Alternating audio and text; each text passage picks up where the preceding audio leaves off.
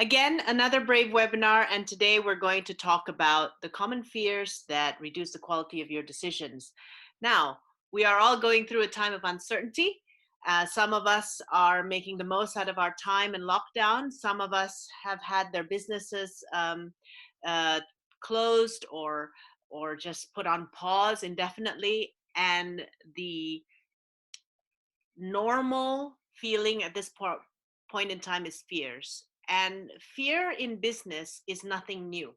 Fear in business has been around for a long time. Many companies have closed or done really badly because they've made decisions from fear. So it's worth talking about how fears can reduce the quality of your brave decisions, how you can detect fear in the boardroom, and how you can leverage fear, because essentially fear is also trying to help you, and how you can befriend them. So that's what we're going to talk about today.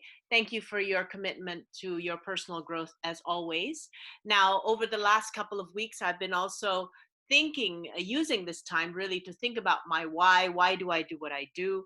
And really being grateful because this lockdown has essentially helped me sharpen my message. And I know I've been working with a lot of entrepreneurs also to sharpen their message. So we are using this time in a very productive way.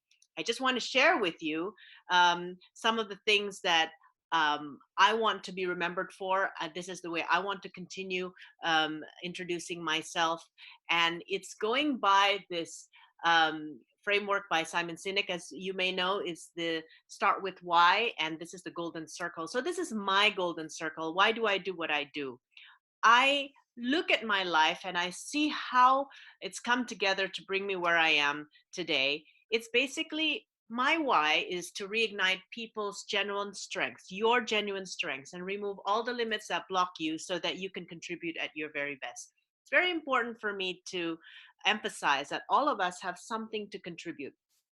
You have a business through which you contribute, but you also have a personality, you have a mission, and you want to, you need to somehow get out of your own way sometimes so that you can contribute to your mission.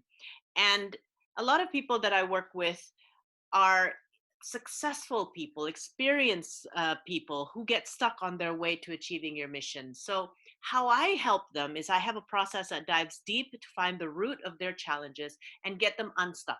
Okay, so even successful people, you want to go to that next level, you've tried it on your own and you just feel stuck. And that's where I come in. And the purpose of that is that so you can fulfill your purpose with more ease and confidence. We need to align all these things, and sometimes when fear comes in and disturbs you, it misaligns you, disaligns you. And I hope this webinar can also realign your belief systems, your values to your mission so that you can move forward more easily. How I do it and what is it that I provide. Of course, these webinars are always free. The blogs, the podcasts. I'm interviewing a lot of the people I'm working with, as well, to inspire other people and to also help them step out of their brave zone. And we have a brave discovery process, which is also free for 30 minutes, so you can always hash out your strategies and your concerns with me. And then also the paid programs, which is the brave review, a review of your marketing plan, a review of your business, and helping you see the blind spots. Transitions for people who are in the middle of transitions or going from one role to another role. How do you design your life goals, and how do you fit your business into your life goals, and what new value systems and belief systems must you have in order for you to go to your next transition in life. Brave marketing is all about self-employed people who want to market themselves, and it's all about understanding your niche, your storytelling, and how you can talk about yourself and sell your own services, which is often more difficult than selling a cup of coffee. Brave partnership is about um, aligning your communication, your strengths, and your concerns with your partner. It could be a life partner you're doing business with, or just a life partner, and it could also be a business partner. So I've found that there's a lot of fulfillment when I do these kinds of services for people. And also, there's also customized programs, so we can always talk about what programs you need. So that's how I help people. That's my why, my how, and my what. Um, what I like to do when we step out of the fear zone is I like to give you the confidence and the sharp message that around your mission. I want you to be confident that you have certain strength that you can market. And for some of you, it could mean going into a different business because maybe this business is not the right one for you. But for many that I've worked with, it's really what you think is your weakness. And you're afraid to market yourself a certain way. You've got this, what people call the imposter syndrome. It's all about turning that around and helping you see that there's a strength behind that, and then helping you uh, get sharper on your message. um, Getting you more connected with your business. A lot of the bios and the way people sell themselves, it's all about their competence, but there's no personality behind that, and that's why you look just like everybody else. You're trying to be all professional and everything, but there's no connection between who you are as a person and what business you're trying to put forth. And I think this is one of the more important things. When you step into your brave zone, you bring with it yourself. It's not just about your business and being all professional and everything, but when you leave that fear behind, you're also more free to be yourself. And this is what I give to people. So let's get to the meat of things. Fear is very common because certainty or safety is also very important to people. It fulfills a human need. When people are afraid of something, it's because they're basically afraid of not knowing, afraid of losing certainty, afraid of losing something. And that fear is inborn with us. Okay. When change happens, such as some of the things that's been happening in the last few weeks, it means stepping into this zone called uncertainty, this area that makes us feel very uncomfortable. And uncertainty makes us feel very afraid.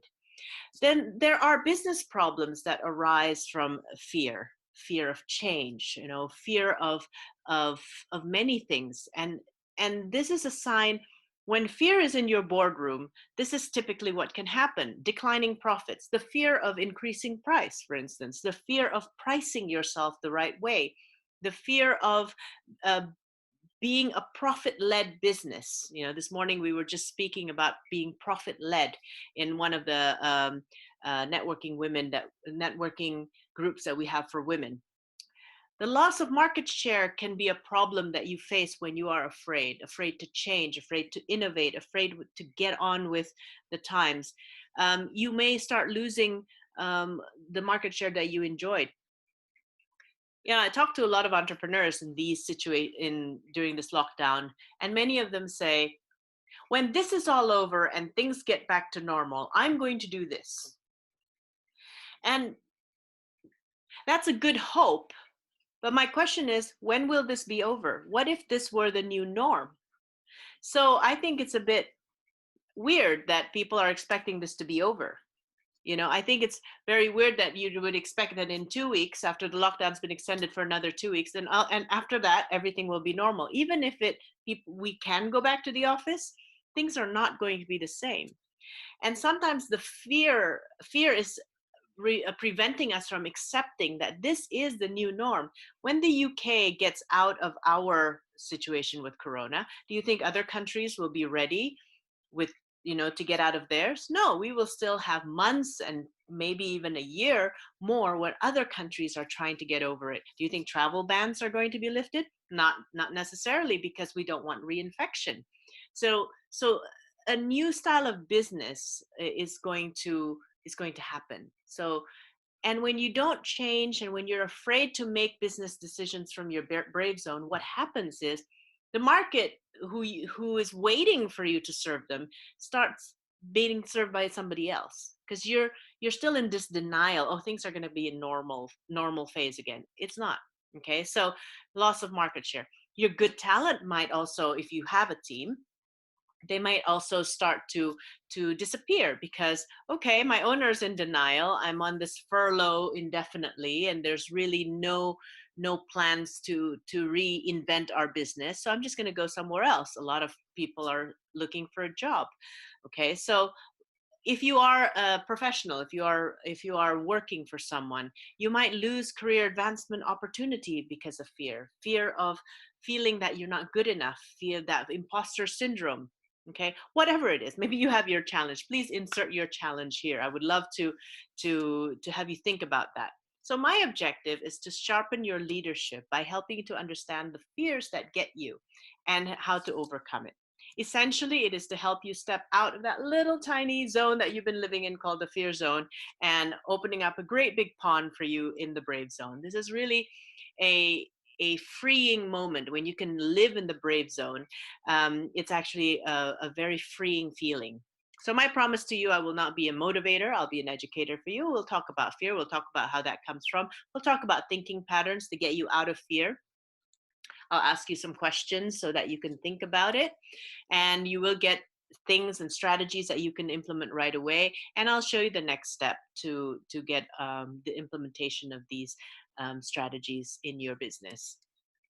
So what we will cover today is fear, where it comes from, when is it useful, when is it not, the types of fear and how they affect the quality of your business decisions, and how to overcome fear and step into the brave zone. If we do have some time at the end of it, I would love to just, open some chats and get your questions in. So um, feel free to get some questions ready as you are going through all this webinar, and I'd love to see if we can have time to answer some questions. Some people have been to my webinars and they say, oh my god, it's so content rich, I can't stop taking notes. But at the same time, it's a bit too much content, too much information, that they feel very exhausted after the 1 hour. And so that's the feedback I got last week. And I said, okay, that's great. I'm just thinking maybe I should cut the webinar into 30 minutes and have more time for discussion, so that we don't burn people out. So let's see how that goes. Fear. The purpose of fear is to keep us safe. Fear is coming from the reptilian brain, the basic brain that animals have. Fight, flight, fornicate. That's basically how an animal is built. If there's danger, you have a decision. Are you going to fight this danger, or are you going to run away from it? So that's fear is a very basic feeling. Um, it's meant to keep you safe. So there are some, if you've got a big lion in front of you, if you don't have fear, you might actually be dead. So fear is actually quite useful. I mean, I'm grateful that I've been warned by fear, but it is also, some fear is actually made up, and it's false expectations appearing real. So let's talk a little bit about that. Being fearless is not being brave. I don't think being brave is all about being fearless, not having any fear. There was a fund manager called, um, um, gosh, I can't, I think it's Woodford Funds, where, because he was so fearless, he invested in small, medium sized companies who was not very proven. And he took about 13 billion pounds of investors' money. And by the end of it, because of what's happened with the Brexit, he thought Brexit was going to be smooth, which obviously wasn't. And the Woodford Fund basically went from 13 billion to, I think, about 7 billion, because he had to return all that money. Because people were pulling out. The stock market started collapsing. The daily liquidity he promised people, he couldn't deliver. He said, you can invest your money and you can pull out anytime. But when people started pulling out all at the same time because the stock market was not performing, he obviously didn't have the money to return the money to the investors. He was an example of someone who's very smart. He had 25 years of high performance in managing funds. But for somehow, I don't know why, I don't know him personally. Obviously, I'm not here to make judgments, but his investment decision was based on hope. His investment decision was not based on weighing the risks and the opportunities. It was really being fearless and being very, very confident about things that he probably had no control of. So that's not what I mean by being brave. I'm not here to say, just just do it anyway. It's there is a reason why fear is there, and it's also to warn us. So fears that help you are based on undeniable facts. So listening to them prepares you to avoid and take challenges.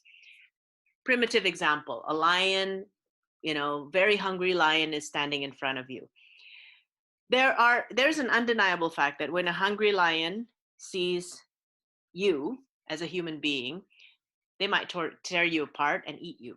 Okay, it is an undeniable fact. Hungry animals do that. Beasts do that. Okay, so if that makes you afraid standing in front of a hungry lion, that's okay.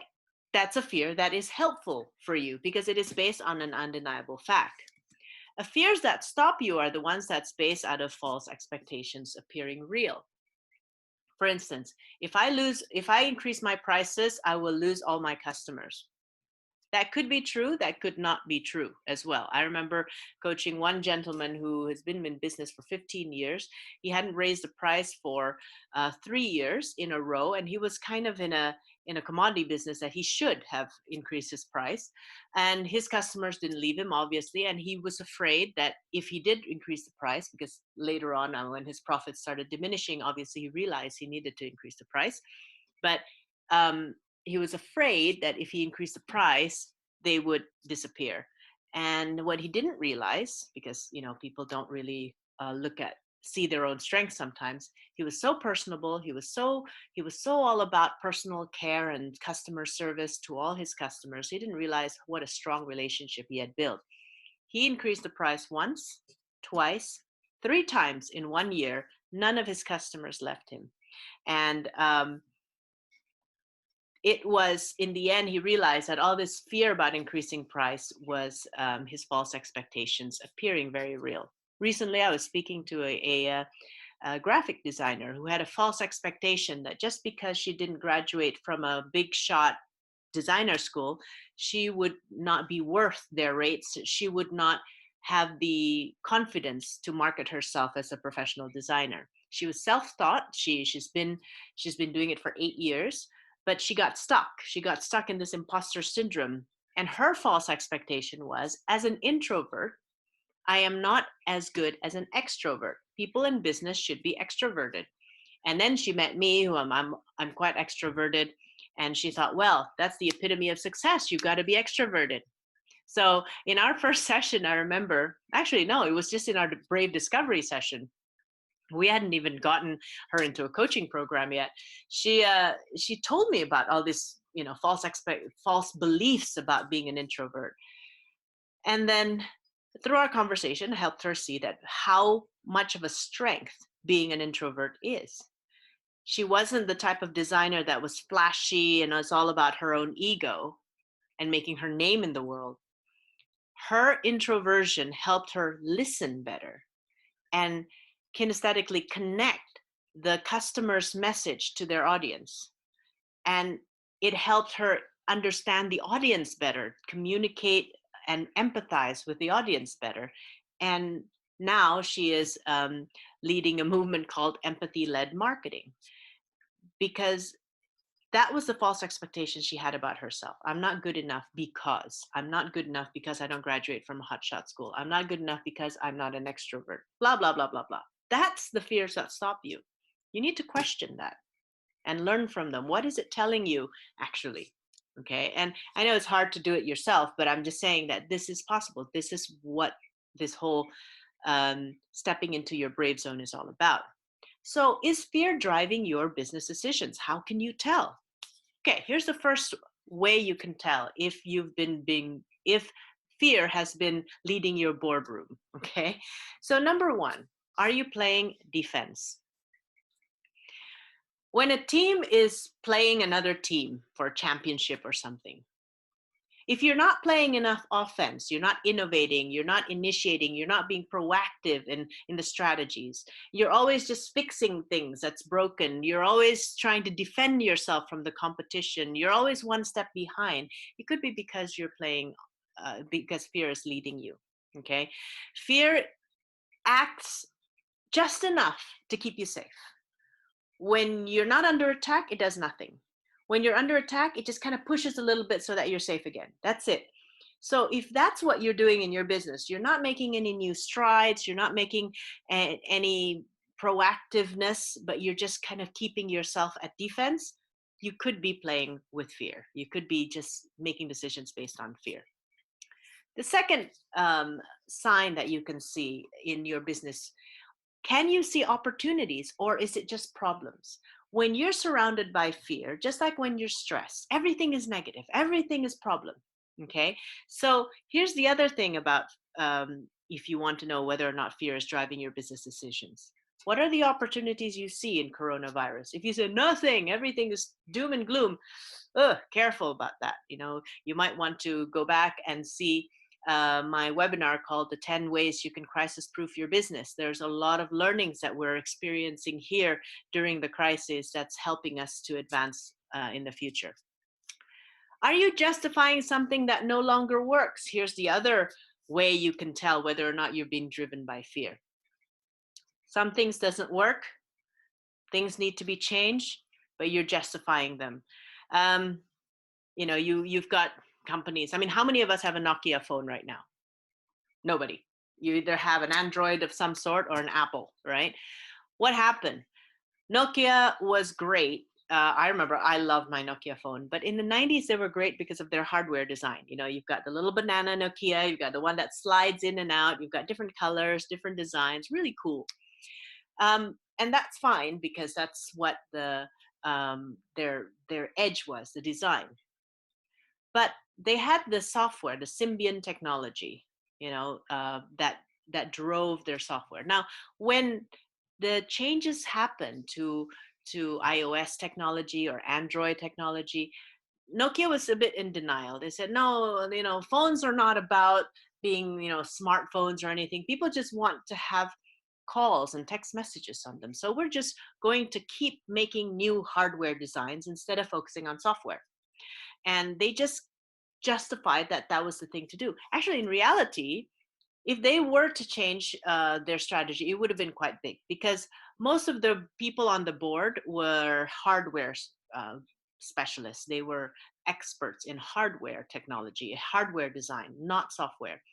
The amount of engineers they had on their team mostly were hardware people, not software. So if they were to change strategies, it would have been quite drastic, but it would have saved their company. It's almost like Kodak, when they lost the camera business and market share. Why? They invented the first digital camera. Why didn't they launch it? Why did they leave it in a hidden place and only launched it after Canon launched it? It was because they were justifying their film business. The film business is great, even though the fact is that people could do a lot more with their pictures if it were digital. They just said, no, I want to protect the old stuff.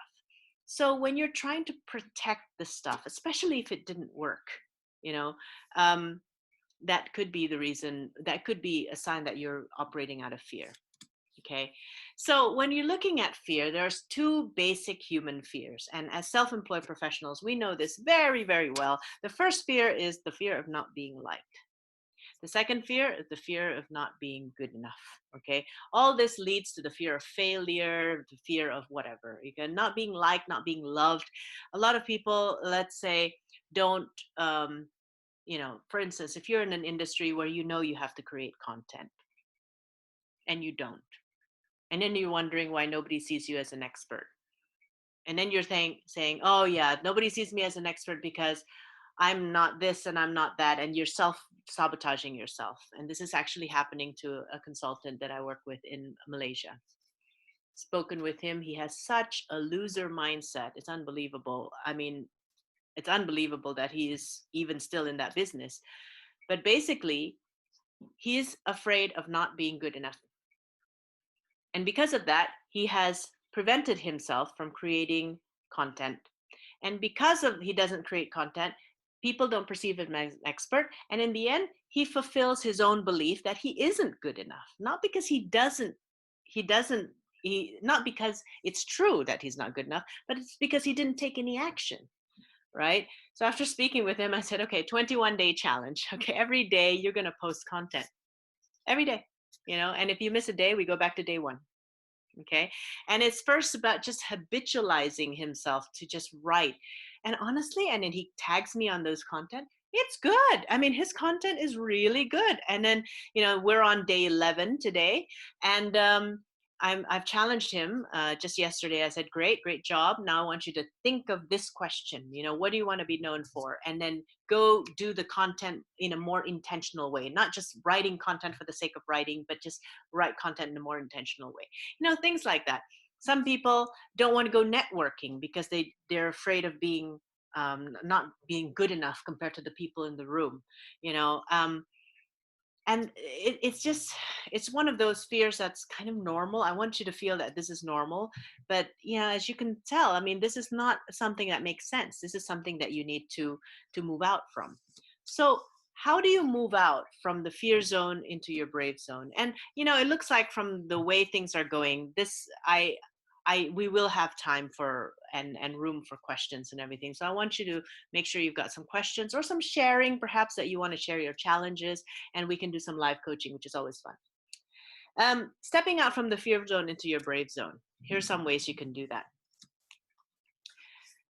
Remember, certainty is kind of a bad thing, I think, especially during this time. Certainty doesn't exist, okay? But your fear zone is saying, I must know what will happen in the future before I take any action. Okay, you are overvaluing certainty. Okay, so like when let's say you're taking your daily walk and then you meet a neighbor or something, and you're from 6 feet apart, you're talking to each other, and then the conversation is, wow, when do you think this is going to end? Oh, isn't this terrible? Something should change about this lockdown. I mean, what a waste of time talking about that anyway, because nobody knows what's going to happen in the future. And the mindset that stresses us out during this time is the mindset that we need to know for certain how long this lockdown is going to take. We need to know for certain what's going to happen, when our travel ban is going to be lifted. It simply is too hard to predict. By overvaluing certainty, you may miss out on growth opportunities. So how do you step into the brave zone?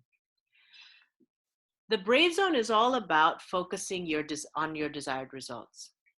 Instead of figuring out, instead of saying this should happen, what should have been happening, focus instead on what do you want? What are you trying to create? And how do you use this existing situation to get you there? Okay. Many people don't even have a clear desired result. If I speak to them, it's like they're always talking to me about business strategies. Do I do this? Do I do A or B? A or B? And I just say, look, what is your outcome? What are you trying to get? Blah, blah, blah, blah. And it's not clear. Okay. Or it's not realistic. Okay. So get clear on your desired results and focus on your desired results and stay in the present moment. Don't regret the past. Don't worry about the future. Stay in the present moment and focus on the steps that you need to take now in order for you to get there. And understand everything is a process. When things are a bit wacky, like it is now, the process may take longer. That's all, but that's the truth. Okay. So let go of the need of certainty. Okay, and for some of you, it's easy. For some of you, it's quite difficult, but this is the awareness that I'd like you to get. Exaggeration. I don't know if this is a language pattern or a behavioral pattern, or this is because of a false belief that's running through your head, but exaggeration makes fear worse. If I write content, what I love when I'm coaching people to get out of fear is I love asking the question, what's the bad thing that can happen? What's the worst that can happen? For instance, I don't want to go to a networking event. Why not? Because I'm afraid to get rejected. Okay, what's the worst thing that can happen? You introduce yourself, and what do you think can happen? They might ignore me, or they might not want to speak to me. Okay, then what? Then they will leave the conversation, and I'm just standing there by myself, and I look like an idiot. Okay, then what? What's the worst thing that can happen after that? Then I have to find another person to talk to. Great. Then what? Then I'll talk to that person. It's like, what's the likelihood that that person and everybody in the room is going to treat you in the same way the first one did? Well, not very likely. I mean, people are different. Great. So then what? So you talk to the next person. Then what? Then maybe we have a possibly good conversation. Okay, great. Then what? Then we might even touch base for another coffee afterwards. Then what? And then I just give then what? And then they realize that, yeah, something may happen once, but then for the rest of the time, it's almost impossible to expect that bad things will always happen to you. Okay, unless you're somehow, suffering from some mental illness or something. But most of us are not like that. But when we focus on that one bad thing and exaggerate the effect, then we run into problems. Then we always have this looming fear over us. So I don't know what it is about you, if you're the type that exaggerate. Some people exaggerate just to get attention. Some people just say, "Oh, isn't that crazy?" They love to be the most something person in the room, and if negativity is the favorite topic, then they want to be the most negative person in the room. And if it serves you, fine, but I hardly ever know anyone who is quite happy and fulfilled being that way. But again, exaggeration doesn't help when you're afraid. Some people in the fear zone, they're afraid to do anything more with their lives because they just can't be bothered. Now, in this particular case, these are not my ideal client. Yeah, people who are like this. Oh, it's really tiring to work with them. But let's say if one day they decide, oh, I want to change, right? What I would help them with is to get clear on their personal goals. Sometimes what this lockdown has helped me understand is that there's more to life than business. Okay, and business cannot grow until your life goals are clear. So I always believe that's life goals before business goals. There's no point trying to grow a business if you don't have a personal why behind it. If you don't have a personal goal behind your business goal, well, why are you working so hard? Okay, so why, what will help you to get out of bed and do the hard work that you have to do in order to make your business grow? So I think going back to your personal goals before making any change in your business or your professional life is very, very important. Okay, it'll help you get over this can't be bothered mindset. The belief that I cannot change, which is like the biggest lie you could ever talk to yourself, right? Watch your language when you're dealing with fear. I think being a master NLP practitioner, when I took that 10 years ago, I realized that there's so much about language. When people talk to me these days, I just watch their language. I just watch the type of energy that they give off. And many of them is they should be saying, I will not change, instead of I cannot change. I remember when I was 10 years old, I moved to the States and I started, my life there. And I needed to go to the bathroom in the middle of class. And so I raised my hand. I asked the teacher, can I go to the bathroom? And then to the toilet, or rather you say it here. And then she says, I don't know, Cynthia, can you go to the toilet? And I was just kind of like, oh my God, that is so embarrassing. Everybody was laughing, blah, blah, blah. After class, she said to me, you should next time say, may I go to the toilet? Because it's not that you cannot go to the toilet. I mean, obviously, I hope after 10 years of life, you know how to go to the toilet, but it's about, may I go? You're asking permission. You're not questioning your ability. Of course, she didn't say it in a very complicated way like that, but basically that's how we get out of from the fear zone to the brave zone. Change this whole cannot into will not, choose not, decide not. You will feel more empowered if you say I will not change rather than I cannot change. I mean, whether or not you change, that's your decision. It doesn't affect me, it doesn't affect many people. It just affects your life, and that's your decision. But whatever you do, if you decide not to change, don't say it's because you cannot. You can. You just decided not to. What you seek to gain is not big enough for you. Your dreams are smaller than your fears, and you decided to defend your fear. That's all. It's not a matter of your ability to change. Most of us are not physically handicapped, mentally handicapped. Most of us are perfectly able to do lots of things. And even if you are somehow disabled, you've got other superpowers that normal undisabled people don't have. So it's never about cannot. I mean, I can show you people with no arms, no legs doing amazing things, So again, it's your language. Watch your language patterns. The lack of faith keeps you at fear. And the lack of faith is all about projecting bad images of the future, expecting the worst out of life, or just, again, the need to be certain. And I'm not here to talk about religion or whatever. I don't know what your spirituality level and everything about religion and spirituality is very private. However, when I think of lack of faith, I always think of a good friend of mine who said this to me once. At the end of the day, everything will be all right. And if it's not all right, it's not the end of the day. And the way he says it, and I know how he lives his life, is so light, so easygoing. Even when people hurt him, he can like sleep at night. He's fine, and he's so kind. He lives life with optimism. And sometimes I ask them, this terrible thing happened. How do you get over it? Oh, I just look at the positive way of thinking, or I just believe this too will pass. At the end of the day, living by faith, believing that everything will be all right. If it's not all right, it's not the end of the day. Like that person who was afraid of networking. What's the worst that can happen? You move on to the next person. If somebody rejects you, you move on to the next person. How is that bad? If anything, you've learned something. Okay, so living with faith, and I'm not belittling the coronavirus. I'm not belittling the fact that people are dying, businesses are closing. But I have been through, riots, tsunamis, SARS epidemic, terrorist bombs when I was building my business, as well as when I was working for a Fortune 500 company in the sales department. It was tough raising prices 400% because our currency devalued so much over a couple of weeks. Was very difficult. But from what I know, since 1996 that I started working, from what I know is all these things pass. So it's just a matter of taking one day at a time and really understanding what's really important in your life.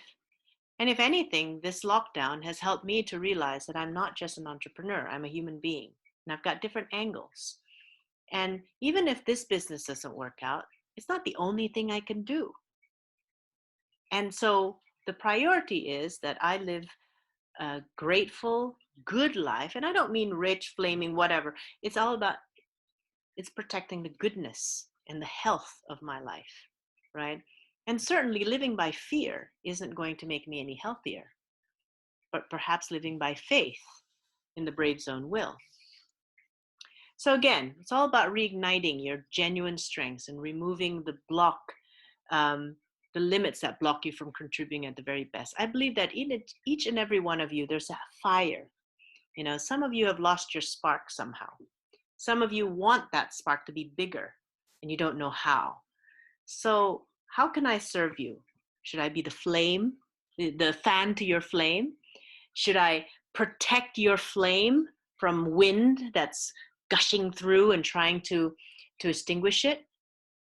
Should I be the magnifying glass that restarts your flame? How should I do it? When people engage me, they soon realize that my style is very direct and honest, sometimes a little bit too direct and honest, but that's also filters the type of clients that I work with. I work with very strong people, but something that I do help them with is really getting out of your own shackling negative perceptions about your own abilities.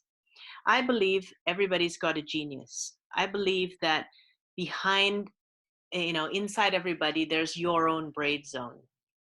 And there's a strength. You need to play by your strength. Don't try to improve your weakness and all that kind of stuff. You need to find that strength and play by it and live by it, and just build your business by your strengths. Find your genius. And that's what I love helping people with. So we've got 20 minutes. We can talk a little bit. But I do want to introduce you to Brave Discovery, which is basically a complimentary 30-minute session, which is completely confidential. If you want to get ahead and you're feeling stuck, you need more clarity about this and that, you're not sure if you want to work with me on a package or guidance or program, it doesn't matter, but you'd like to get an objective point of view. Brave Discovery is completely non-obligation, completely complimentary. We'll talk about your business. It's all about getting fresh perspectives. It's all about brainstorming possible solutions. You choose to do nothing afterwards, that's fine. You choose not to work with me ever again, that's fine. I'm just here to serve you, especially during this time.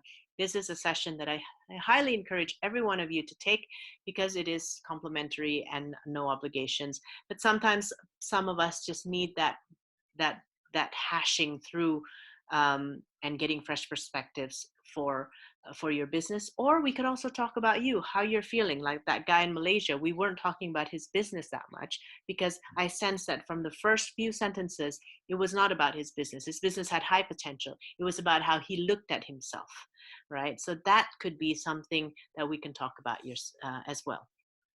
So I'm going to open up the floor to see if anybody's got any questions. I'm writing down my strengths. Well done, Jen. Very good. You need to do that. Here's the thing. Here's what I believe about success. Success needs confidence. Success doesn't need skills. We've seen a lot of people with very few skills being very successful. I think success needs confidence more than anything. And if you're out every day with negative self-talk and doing your best to criticize yourself, that is your way of destroying your own success. Let's say you have kids.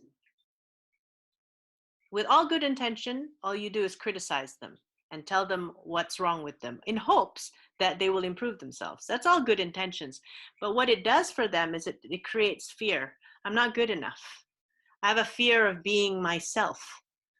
And what it prevents them to do is it blocks them from finding their genius. Everybody's got their own style of success.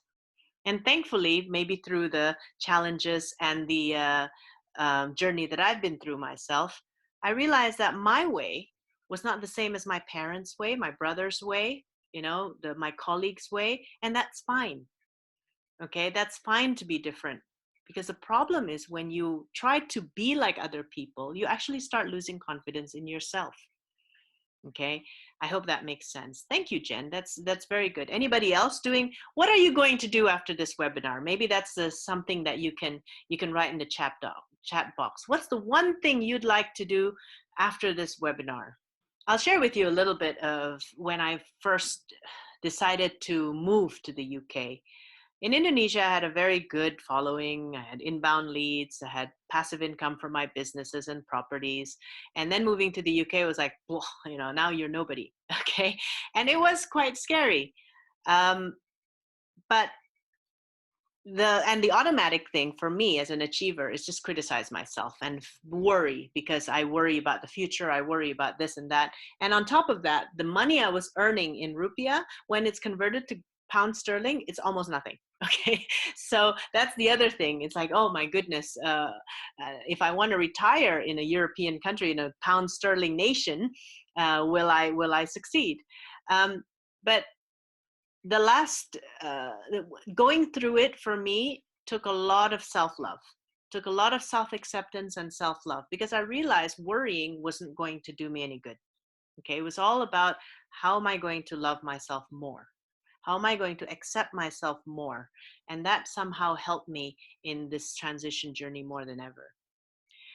I work with a lady who is a lawyer, and she's 59. She wants to move on, do something else, and she wants to retire. But she was afraid of losing that title lawyer, because that was really cool. And she grew up with one parent who was very critical of her, and she thought that she's going to be a lawyer because that makes me feel significant. And the thought of losing that by retiring, I mean, she's 59, she's not going to retire and do nothing. She's still very active. She wants to start another business and everything. That's why she chose a brave transition package with me, and we had 8 hours just hashing it out with, and finally she had better clarity. But it was one of those journeys. I remember after the first session, she said, I feel okay not being a lawyer. I feel like I can let go of that title. That title is not me. I am me. I don't need that significance, and that was very freeing for her. Okay. So I don't know what you're going to do after this, but I hope it's something that feels you. Okay. Refocusing on your personal life goals. Thanks, Ben. That's very good. Maybe because we're business people, or if some of you, okay, if how many of you are from corporate life? Okay. I spent 11 years in corporate life, and I never got to think about myself. It was always the company goal, the business goal, the year-end target, the quarterly target. But and then we start our own business, and again, it was we feel perhaps, or I feel perhaps I should always be thinking about my business. It's not ever about my life goals. It's about my business, my business. And then I realized that I'm not just a business. And in order for me to get clear on what my business should be and how it should be shaped, I need to work on my life goals. So it's all about refocusing yourself on the life goals. And when you're thinking about refocusing, because some people might be wanting to do that, let me just give you a couple of tips. Don't try to overplan too much. 10-year plan, forget that. Do 1 year, 3 years, because things change. And when you plan life goals, and it might be interesting for us to do a webinar on this, is basically all 8 aspects of your life: your health, your wealth, your active income or your business, whatever that active income could be your career, your family, your intimate relationships. I separate family and friends and intimate relationships. I think you should also separate what's your goal for your children versus what's your goal for your spouse. It's different. Your spouse is not just your family, it's your intimate partner. Okay, so it's very different. Your self-development goal, okay, your fun goal, your charitable goals. Okay, I don't know how many that was, but basically we have different aspects of ourselves. So your personal and life goals. And when you are doing this, please keep in mind, or if you want to go back to LinkedIn and or to my website and whatchamacallit, and read this article called The Power of Enough, right? Some of you might resonate with that, especially those of you from corporates. The Power of Enough is the title of an article I wrote. I got really good feedback about that. I've put it on my website, my blog, if you want. Before you write your personal goal, I want you to read that. Okay? It's a very personal story where I open up about me, about what I went through, and how I arrived to realize that I was living in the culture of more. Everything about life has to be more this. I need to be more wealthy. I need to have more homes, more this, more money, more whatever, more friends. And every time I focus on my life goal, it was always focusing on the things I didn't have. And although it was nice, and that's why it's called goal, isn't it? It's a dream. You don't have it. That's why you strive for it. This year, I made a dream board filled with the things I did have and I was grateful for. And it brought a different kind of energy. The Power of Enough is all about getting out of the culture of more, more, more, and embracing the fact that life is good. In many ways, we are good. We are fine just the way we are. And creating healthy dreams instead of dreams that are driven by fear. If you are going to achieve more in your life, make sure what drives you is that passion, that ambition, that love for life. It's not, oh, I got to keep up with my next door neighbor, of, oh, I got to be the best in my field because if not, nobody will love me, and blah, blah, blah. You've got to get good at really feeling your own energy. And for years, I was driven by fear, not by love or passion. Next week, is it next week? Yes, next week, the webinar is going to be about the power of enough. And we'll talk more about that. We'll talk more about getting sensitive. When are we driven by fear? When are we driven by passion? There's nothing wrong with being ambitious and setting goals for yourself, but just making sure that that is driven by passion. Maria, you're saying you've been driven by corporate for 30 years. Excellent. And one of the things that sometimes we ex-corporate citizens, we've been also trained to improve our weaknesses. If you got a coach, it must be something wrong with you. Okay, if you have been sent to training, something's wrong with you, right? So unfortunately, HR has been kind of like the fix-up department. And think, exactly, like, focus on your strengths and not your weaknesses. Even within your strengths, you will have things that you need to fine tune. And I'll give you a sports example, because for most part, we understand sports and athletes and everything. An athlete, let's take David Beckham, right? David Beckham is an expert in football.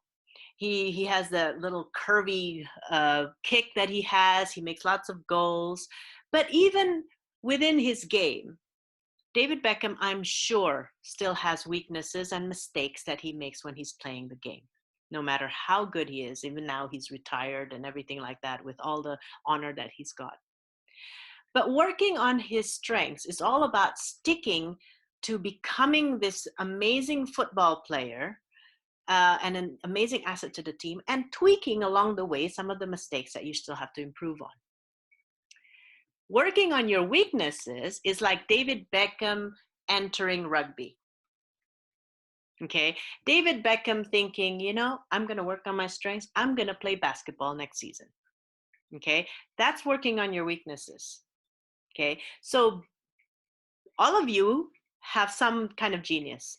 But even if you focus on your genius, like, people say I speak quite well, but I know I need better public speaking skills. So I still sharpen that. Last year, I hired a speech coach for myself. I learned how to make a keynote properly. I've done keynotes before I hired her. I've done keynotes for years, but I had time. And I said, okay, I'm going to improve my strengths, but I'm going to focus on my strengths. Working on my weaknesses, for instance, is building a huge business with 100 employees. That for me is working on my weakness, because I know that I don't like managing people, and it stresses me out to manage people. Okay, and even though you show me that having this kind of business makes loads of money and gives me so much, ability to help people and open jobs, still my weakness, not going to be happy for it. Okay, so again, within your strength, even if you just focus on your strength, you still have room for improvement.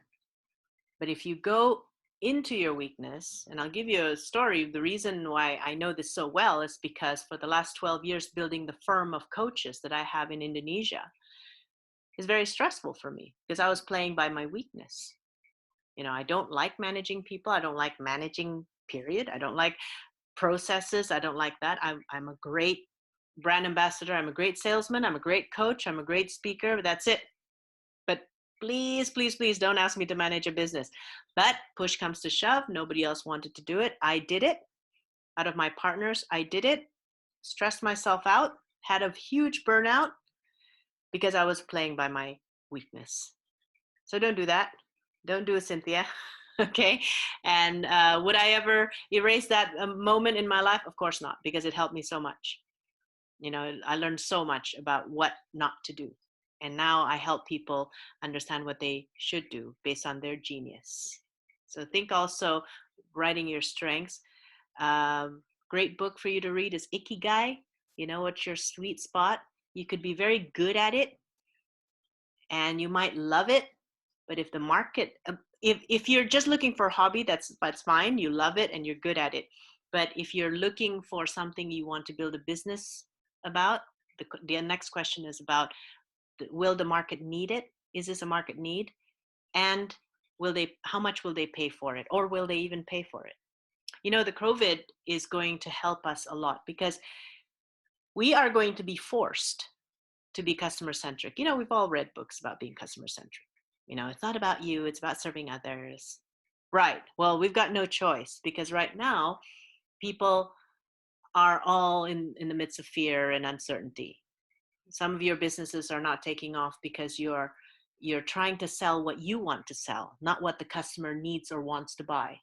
So that's going to be interesting for you to also start thinking about, how can I be more customer centric? It's not about what I want. It's not about what I love to sell. It's not what I used to sell.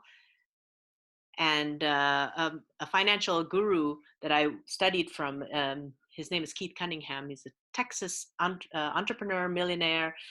He was the mentor of Robert Kiyosaki. If you know the author of Rich Dad, Poor Dad, he was basically the rich dad character. He wasn't really a dad, but he was the rich dad character. And he said, business is easy. It's all about understand your customers. What do they need? And go and get it for them. Seth Godin also knows, he wrote books about marketing. Great book, This is Marketing. You should all read it. But it's not about what you want to sell. It's all about understanding and empathizing with your customers and giving them what they need. So again, it's been lovely to serve you. I want to thank you for going through this Brave Discovery with me. And again, the offer still stands. Brave Discovery session, perfectly free. Hash out your challenges, your fears, your thoughts with me. And let's see how we can advance you to your next level. Next week, we're going to talk about the power of enough, how to engage that positive energy about you, and also how to live with more gratitude and acceptance, and protect your mental health also, and be just a happier, radiant person. And that's going to happen back in the morning again, Tuesday at 10 to 11 a.m. simply because I had something going on this morning, so I pushed it to the afternoon. But tomorrow will be next week we'll be back on Tuesday from 10 to 11 a.m. You will get a link for that. If not, just watch out on my social media, and I will of course give you a recording of this webinar as well. Thank you for your participation, and I will see you in the next webinar. Bye now.